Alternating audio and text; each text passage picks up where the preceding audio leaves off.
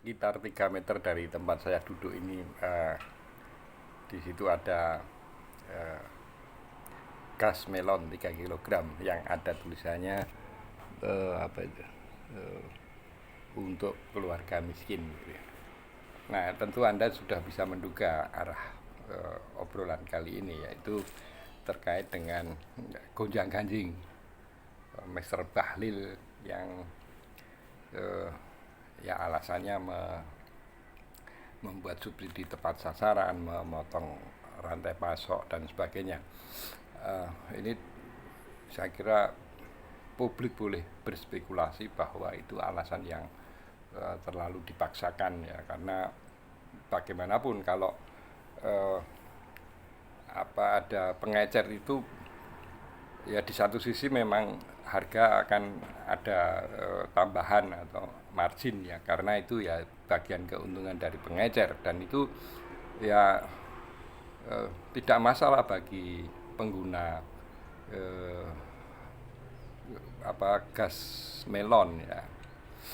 Ya sebagaimana kalau eh, pernah saya obrolkan sekian bulan yang lalu, mungkin lebih dari 1 tahun, bahwa fenomena menghilangnya banyak pedagang eceran bensin itu, eh, secara sekilas kita bisa menduga bahwa jumlah eh, pendapatan yang hilang dari penjual eceran itu bisa triliunan kalau itu kita hitung seluruh Indonesia.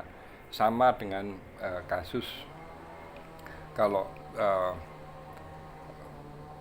gas melon 3 kilogram itu kemudian dihapus dari pedagang eceran, maka itu di satu sisi pasti juga menyulitkan rumah tangga pengguna. Yang kedua, itu akan menghilangkan eh, pendapatan yang diperoleh oleh pedagang eceran, dan itu silahkan dihitung, ekonom pasti tahu berapa triliun yang hilang pendapatan dari pedagang eceran atas kebijakan yang, mohon maaf Mr. Bahlil, itu kebijakan ugal-ugalan kalau seperti itu ya.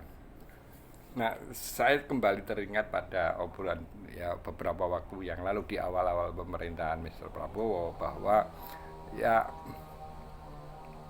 ada orang-orang di seputar Mr. Prabowo itu yang bermasalah dan sangat bermasalah, secara potensi sangat bermasalah, dan itu uh, ya akhirnya satu dua kemudian muncul ya.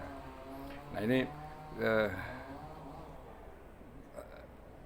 saya sempat menduga ini bagian dari strategi Mr. Prabowo untuk one by one, step by step to eliminate uh, presidensimen yang uh, bermasalah ya. Tapi itu uh, terserah bagaimana Mr. Prabowo untuk memanage uh, staff atau pembantu-pembantunya. Tapi sebagai rakyat sebetulnya kita sangat khawatir dengan orang-orang yang berpotensi bermasalah di sekitar Mr. Prabowo, karena Mr. Prabowo di satu sisi sudah terbebani oleh sempitnya ruang fiskal. Kalau kemudian itu ditambah dengan orang-orang yang seharusnya memperlancar apa yang sudah diprogramkan oleh Mr. Prabowo, itu justru mengalami gangguan oleh orang-orangnya sendiri. Ini kita sebagai rakyat benar-benar khawatir. Ya, saya meskipun khawatir, kemudian ya ada unsur keraguan, tapi saya masih berharap bahwa Mr. Prabowo dengan latar belakang yang juga selalu saya ulang-ulang sebagai prajurit, mantan prajurit TNI, itu jiwa keprajuritannya itu tidak lekang oleh zaman. Nah, cuma kalau harapan itu kemudian meleset, ya kita hanya bisa kecewa gitu sebagai rakyat. Salam konstitusi.